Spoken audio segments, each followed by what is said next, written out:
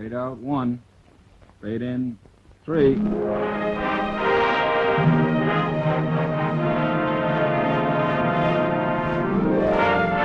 Pizza Flix Television Division presents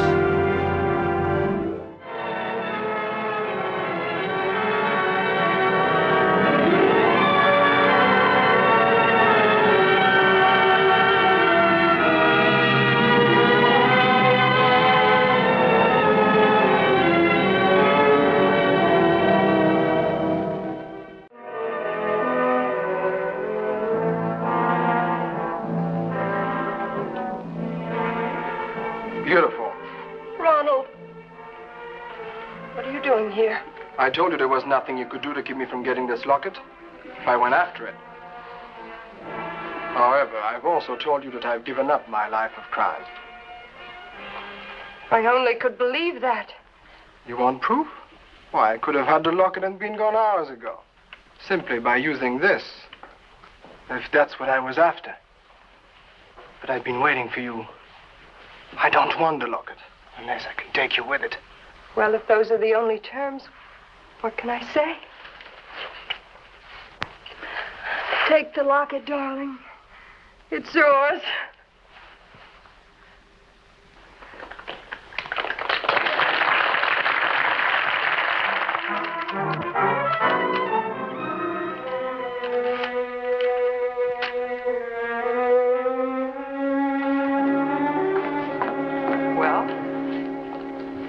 Why ask?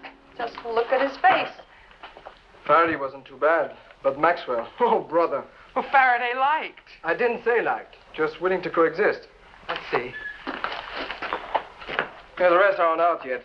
What difference does it make what the rest of them say if Maxwell... How bad is it? Hey, this isn't too bad. Well, listen to this. It is difficult to say whether the performance has reached such depths because a ridiculous script dragged the players below their mediocre ability, or whether a weak cast made a bad play look worse, or finally, whether bad direction underlined the basic faults of both actors and author. Suffice it to say that everyone concerned compounded the felonies committed by everyone else. Well, now, turn to the want ads. That's required reading for us after that. All those weeks of tryouts and rehearsals and changes. And in 1/2 hour, Mr. Howard Maxwell clubs the whole thing to death. Well, kiddies, it's been great knowing you.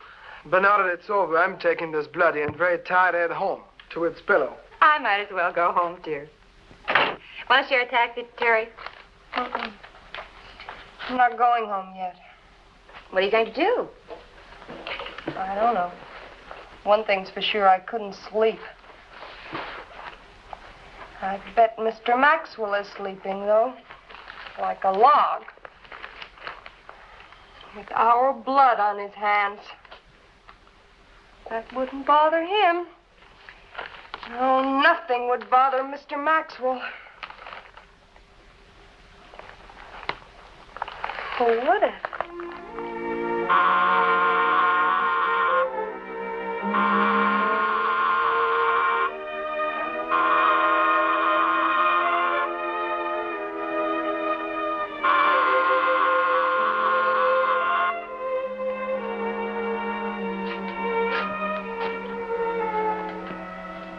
Just a minute. What is this? Oh, you get away from the door, Mr. Maxwell. Get away.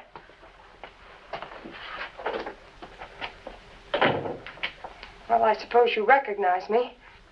Oh, yes, from that mishmash last night. Get away from that phone. You know why I'm here? Target practice. This is no joke. I quite agree. Being woken up at this hour of the morning is not my idea of fun either. I've read your review. What right have you to stand in judgment? To ruin our careers? Do you have any idea how much time and effort went into that play? Well, you might thank me for trying to prevent such a waste in the future. A waste, is it? Just because you say so? Everything about the play's bad because you say so. Well, you could be wrong, couldn't you? You never make a mistake? On the contrary, I often make mistakes. But I never make a mistake quite so bad as the one made by the producers of Geraldine's Necklace. Look, this is no time to be discussing the drama. Why don't you run along like a nice little girl?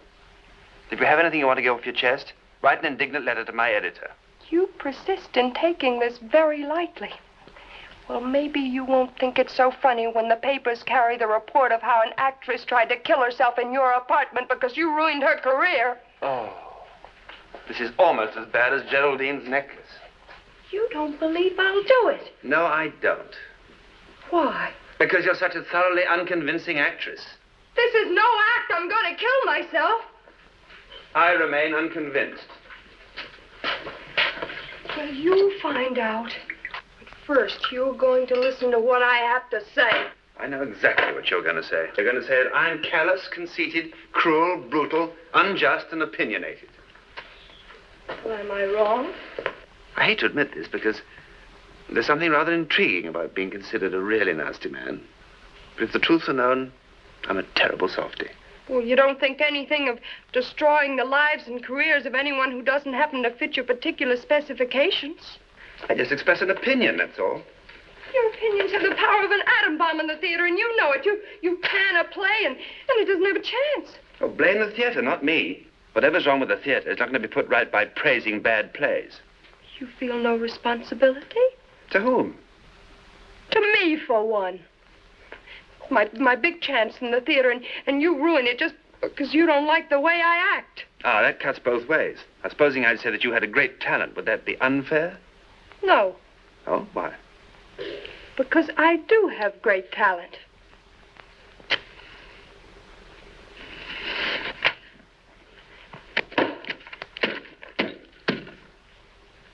My years in the theater. I saw that long ago in a very bad melodrama. Ha. I was convincing. You were afraid of what I was going to do. No, I just don't like people playing around with firearms, that's all. They'd have to go off. Sorry I spoiled your big scene. You still insist I was acting? Weren't you? What? I don't know. I thought I really meant it. I don't know. Maybe I just wanted to tell you off. And I told you off. I am sorry, truly. Why should you be sorry? Because I made you unhappy. I know you don't believe that. You think I enjoy hurting people. I've made an awful fool of myself. I'm sorry. I can't even hate you anymore. I guess I'd better go. I gotta stop this. You're gonna think this is all just an act, too. No, the tears look genuine enough. Don't mind me. You cried out. You've earned it. I just don't understand. When I came up here, I didn't think I was pretending. But now, I know that even if you hadn't taken the gun, I wouldn't have... Thank you. I would have... No, you saw right through me. I told you, you're not very convincing. I guess you're right. Now, look, it's past my bedtime. That's enough words of wisdom for tonight. All right. Okay. Do you mind if I stay here for just a little while? I have some thinking to do. No, that's fine. You help yourself. There's the kitchen, and as long as you don't expect me to sit up and entertain you. Oh, no. You go on to bed. I'll let myself out.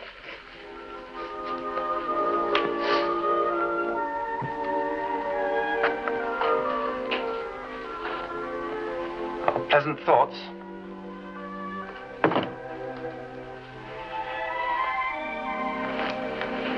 Pleasant dreams.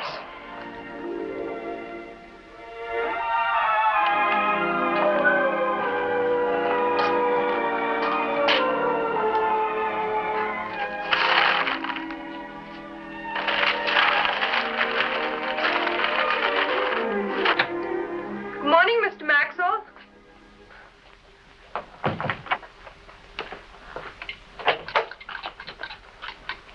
Come on in.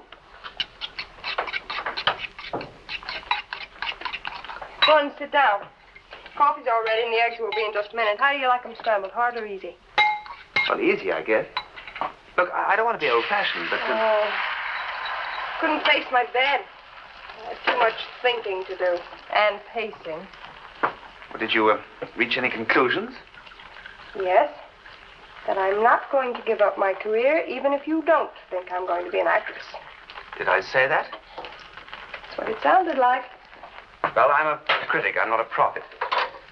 Where did all this, the eggs and everything come from? I went shopping. Your cupboard was very bare. Yes, I usually go out making copies about the limit of my cooking abilities. Think the kitchen is a woman's place? Now, that depends on the woman. It'll be fatal to confine Helen Hayes to an apron. But not me. I'll let you know when I've had those eggs. Look, I've got to be an actress, a great actress. Don't you think there's any chance? I told you, I'm no prophet. Well, you might express an opinion. Oh, I thought you didn't care much for my opinions. Well, maybe I don't, but a little encouragement would certainly help. Couldn't you spare me just one little drop? More than a drop. You have fine technical equipment, good control of your face, your voice, and your body. You have stage presence, all the tricks of the trade. In fact, you conduct yourself up there better than many more experienced actresses. You really mean that? Certainly, or I wouldn't have said it.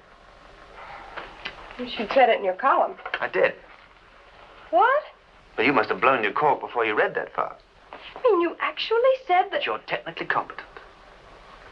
But I'm not very convincing, huh? Well, I'll learn whatever it takes to be convincing. I'll work, and I'll study, and I'll act. Professionally when I can, and for free if I have to. I'll act, and I'll act, and I'll act. You'd do better to give up acting. Why do you say that? Temporarily. Why? The one thing you don't know anything about is people. How they live, how they feel, how they think. Well, can't I learn that by acting? Not in the theater. That's not the place to learn about reality. Leave it for a while. Get out into the real world. What do you suggest? A department store? Doesn't matter very much as long as it brings you face to face with substance instead of shadow. Well, I guess Gibbs was right. The want ads for us. I might as well get at it. You know, we're closing on Saturday. I know. Can I take that? What? The want ads. Oh. I want to see if there are any openings in the Howard Maxwell School of Acting. Well... Oh, please, no, leave those. The cleaning woman comes every morning. She'll take care of them. Thank you for my wonderful breakfast. Oh, that's all right. Well, thank you for everything, Mr. Maxwell. For everything? Well, your patience and your advice won't be wasted, I promise you. Oh, good luck. You know, some of these don't sound so bad. Might be kind of interesting. I'm glad you think so. It's so funny. When I came in here last night, I thought that I hated you more than anyone else in the whole world. And now... What? I don't know. Guess I better go. Hope it didn't compromise you.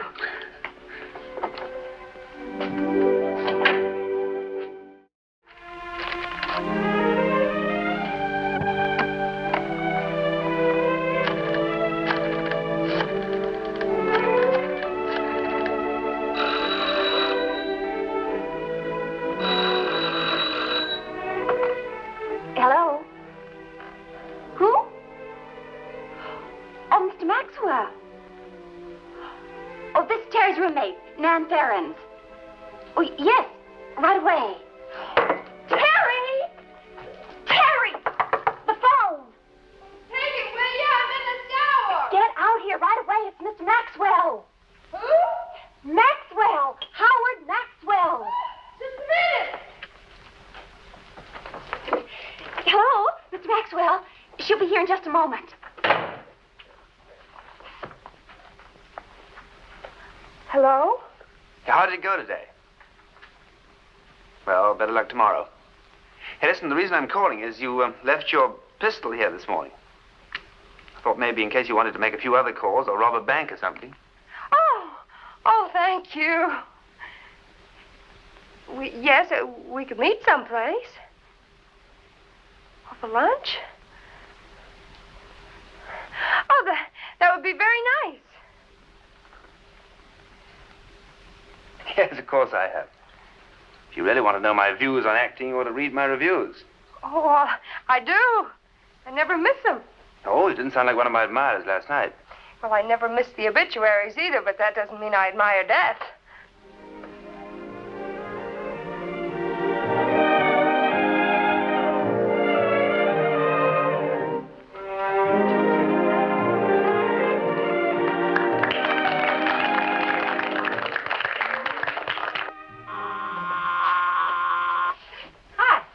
Now then, where's the surprise you have for me? Gonna hate me. I never hate anybody. What is it, anyway? I disobeyed orders. I don't remember giving you any orders. What's this? Prelude to Tomorrow? It's a new play, and I have a very important part in it. Well, what happened to the department store? Well, that's pretty difficult, you know. I haven't had any experience except in the theater. Well, I tried, but it's been 3 weeks, and a girl has to eat, you know. Are you angry? Well, it's your career. Oh, I'll be good, I promise, with a little help. I thought maybe if you could coach me. Look, I'm not a coach. If I had to give private lessons to every actress I pan, I'd never have time to get to the theater and be a critic. Well, be a critic, then. I'll read all of my lines to you, and you can tear them apart.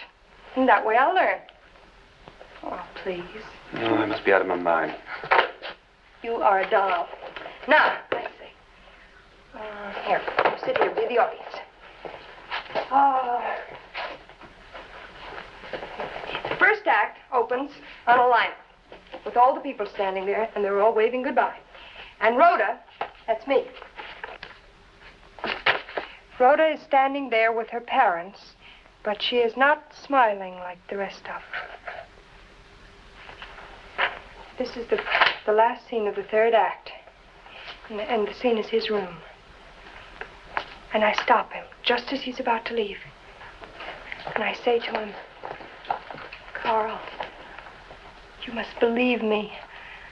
No matter what happens, you must believe that I love you. Because I do love you, Carl. I do. No, now, just a moment. Huh? She really is in love with this man, isn't she? I mean, she's not just faking. No, of course not. That's the whole point. Well, you'd never know it. Hmm? Where's the music? Where's the mystery? Where's the magic? Where is it? You don't ask for much, do you? I just asked if you're playing a lover, you show me a woman in love. Have you ever been in love? Yes. Well, then be in love when you read the line. Speak to the man you really love and you say, I love you. I love you. No. Do you really think anyone will believe you when you say, I love you like that? Well, they should. It's true. I do love you. What?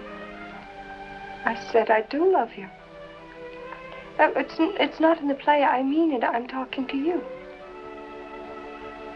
Well, I'm sorry it's so hard to believe. You trying to tell me that... Is it so strange that I should fall in love with you? For the first time in my life, I've got nothing to say. Are you angry? How could I be angry? It's just so hard to believe.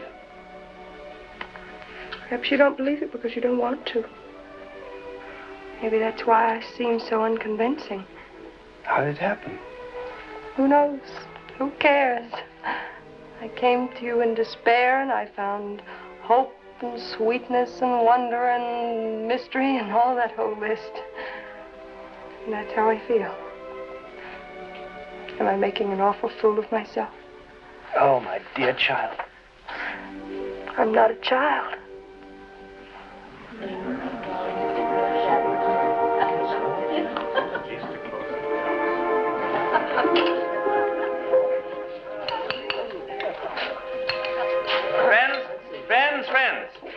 Friends, strangers, gossip peddlers, lend me your spotlight. I come to bury the bachelor, not to praise him. As some of you may have guessed, this is an announcement party. Oh. Now here is the announcement. From now on, it will not just be 2 on the aisle for me, but it will be 2 for breakfast, 2 for tea, and a joint income tax return.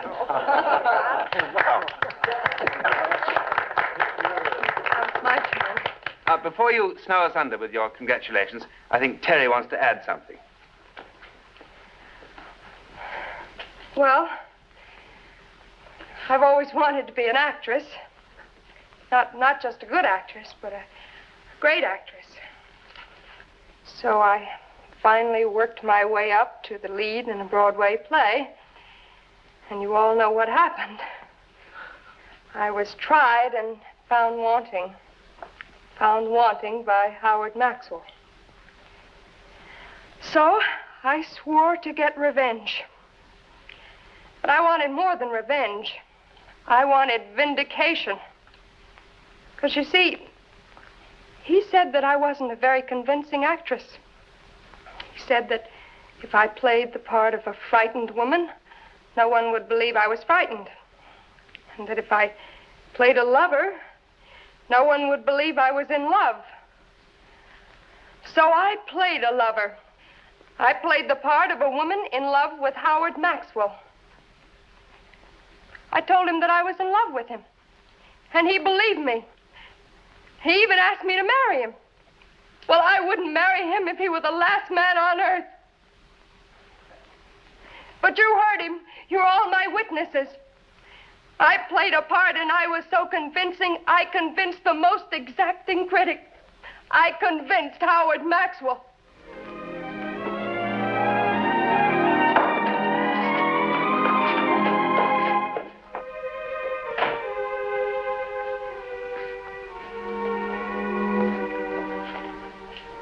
Please don't expect an epigram. It cuts too deep. Way below the polish.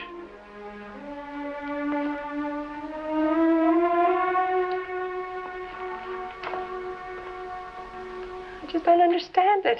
This is what I wanted. Why don't I enjoy it? Because you're a dope. No. It was too cruel. All of his friends were Oh, there. did he worry about you when he put the dagger in your insides? Look, that's his job. And this is your job. You're an actress. He threatened your career. You defended it, justified it, proved yourself. That's what I keep telling myself. Well, that's what you keep telling me.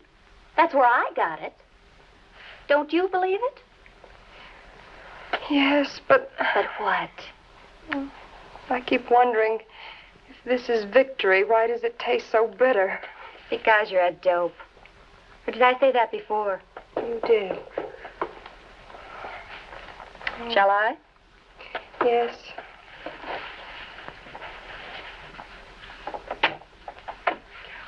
Oh, Mr. Maxwell.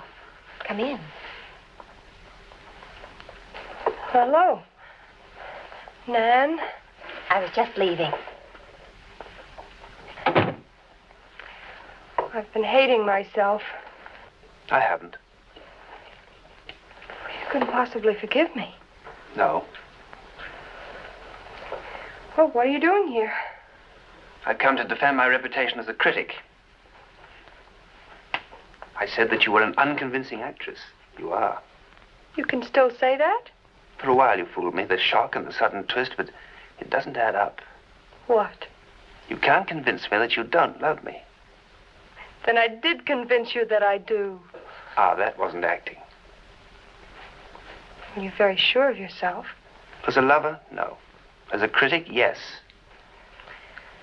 Well, I'm sorry to disappoint you, but I was just pretending. It was all a trick. I had it all planned out. Terry. Huh? Look at me.